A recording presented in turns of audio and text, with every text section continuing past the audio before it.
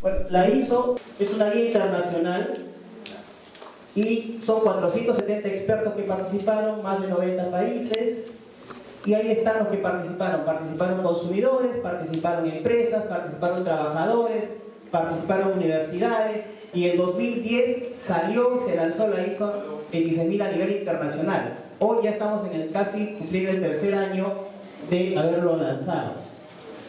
¿Y qué temas toca la ISO? ¿No? Estos son los principales temas. Como juntó a todos los expertos en responsabilidad social, organizaciones que trabajan en temas de responsabilidad social en el sector minero, industrial, etc., todos ellos conversaron y decimos, ¿cuáles van a ser los temas que quedan? Y otros que ya no deberían entrar. Y los temas fueron derechos humanos, que significa, oye, tengo que tener una política en derechos humanos, tengo que actuar de manera preventiva en derechos humanos, tengo que tener una oficina de reclamos para derechos humanos, tengo que atender los derechos humanos básicos de las comunidades y de las poblaciones. Son los temas principales que se tocan en este tema fundamental que es derechos humanos. El otro tema es prácticas laborales, que tiene que ver con mi personal interno, ¿no? Cómo llego a un equilibrio entre vida laboral y vida personal, vida familiar, cómo es que yo promociono sin discriminación a mi gente, cómo es que los capacito, cómo es que los hago más responsables. Tiene que ver con cómo es que dialogo con los sindicatos para ser socialmente responsables. Otro tema tiene que ver con el medio ambiente, que es un tema muy conocido, inclusive hay una ISO independiente sobre esto, que es la ISO 14000, pero es un tema que también se trata y se toca. Habla sobre el tema de cambio climático, el tema de los recursos naturales, el tema de la biodiversidad. Son temas que entran en el tema del medio ambiente. Prácticas justas de operación, y ahí en este tema están los temas anticorrupción, por ejemplo. ¿Cuáles son tus políticas anticorrupción? ¿Cómo haces que tu política pueda convertirse en un tema operativo? También en esta parte hablan sobre cómo es que logro desarrollar mis proveedores. ¿Cómo es que me junto a ellos para mejorar la calidad de los productos? ¿Cómo puedo yo desarrollar a estos proveedores e influir en ellos también el tema de responsabilidad social? ¿Cómo es que logro captar por proveedores locales, proveedores de la comunidad, y desarrollarlos? El otro tema es asunto de consumidores, que tiene que ver cómo hago que mi producto sea social y medioambientalmente amigable. ¿Cómo es que, qué información debe tener mi producto para que esté bien comunicado el consumidor? Si esto tiene elementos cancerígenos, si es que esto tiene que estar protegido contra ciertos usos, temas de seguridad, temas de pensar en el consumidor y en su seguridad y en su protección, y participación activa y desarrollo de la comunidad, que es una de las partes de la responsabilidad social. Aquí está el desarrollo de la comunidad, el tema de participación comunitaria, el tema de consulta previa también lo tocan en esta norma internacional, el tema de desarrollo de la comunidad, y hay temas específicos como el tema de educación, el tema de salud, el tema de entregar los servicios básicos a la comunidad. Entonces hay temas en general, estos son los temas principales. Y para lograr eso hay un último tema fundamental, que es la gobernabilidad o la gobernanza, que es un tema transversal a los demás temas, porque es la toma de decisión de la institución. ¿Cómo es que yo voy a tomar mi decisión en todos estos temas?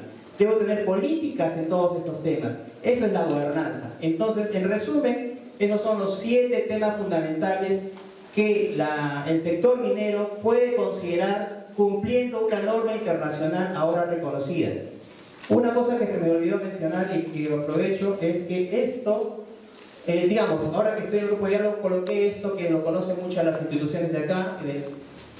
No es que son cosas diferentes, por el contrario, ha aglutinado lo que ya se viene haciendo por este tipo de instituciones y ahora están en la norma ISO 26000. El EIT, el Principio de Ecuador, etcétera, estas mismas instituciones han participado en la creación de esta norma ISO 26000. Una característica fundamental es que esta norma no es certificable. Para aquellas empresas que les gusta tener su cartoncito, ¿verdad?, que certificamos que esta institución ha cumplido con esta norma, esto no es posible con la ISO 26000 de manera directa. La ISO 26000 ha hecho esto, o la ISO ha determinado esto porque ha considerado que esto no solamente es para las empresas y nace así, es para todas las organizaciones. Nace para el gobierno, lo puede utilizar el gobierno, lo puede utilizar la empresa, lo pueden utilizar los sindicatos, lo puede utilizar este hotel, por ejemplo.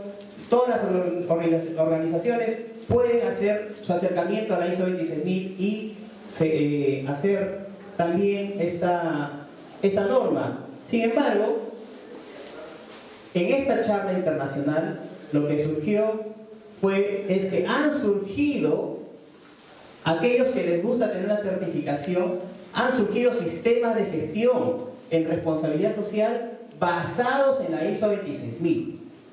Por ejemplo, esta que es la IQNet Social Responsibility Management System, que es una network, una red de certificadoras a nivel mundial que han sacado su sistema de gestión de responsabilidad social y que ellos pueden emitir una certificación no en la ISO 26000, sino en el SR10, IQNet SR10, que básicamente toma muchas de las cosas de la ISO 26000. Por lo tanto, ahora las empresas, y me gratifica decirles que conozco algunas empresas mineras que están preocupadas, están tomando la iniciativa de querer certificarse en SR10. Entonces, para aquellos que decían que la ISO 26000 no es certificable, es correcto. Para aquellos que quieran tener una certificación basada en una norma, en la SR10, que se aproxima a la ISO 26000, también es posible hacerlo eso. Hay para todos. Estas son las certificadoras. Y también hay herramientas. Aquí yo tuve la oportunidad de preguntar mucho sobre estas herramientas. Son herramientas libres que ustedes lo pueden bajar para hacer un diagnóstico y saber cómo estamos como organización en el tema ISO 26000. Por ejemplo, esta herramienta Red Puentes, ustedes entran a la web de Red Puentes, pueden bajar la guía y el diagnóstico para que ustedes puedan hacer un autodiagnóstico de su organización para ver cuál es su estado respecto al cumplimiento de la ISO 26000. Estos son los países que han adoptado la ISO 26000. Como ustedes pueden apreciar, el Perú está dentro de ellos. Lo ha adoptado en el sentido de que el Perú también tiene una norma técnica peruana en Indecopi de la ISO 26000. Lo que hizo Indecopi en el 2010 o el 2011 fue agarrar la norma internacional, ponerle la carátula de Indecopi en norma técnica peruana y es exactamente lo mismo. Hoy entonces el Perú tiene una regulación a través de norma técnica peruana de la ISO 26000. Y está traducida en 22 idiomas, hay 10.000 copias vendidas. Francia y Brasil son los que más están comprando estas normas y difundiéndolo. 84% mantienen su comité espejo, como el que se creó aquí en el Perú, un comité espejo para participar en este desarrollo. Y 56% interés de normas certificadas.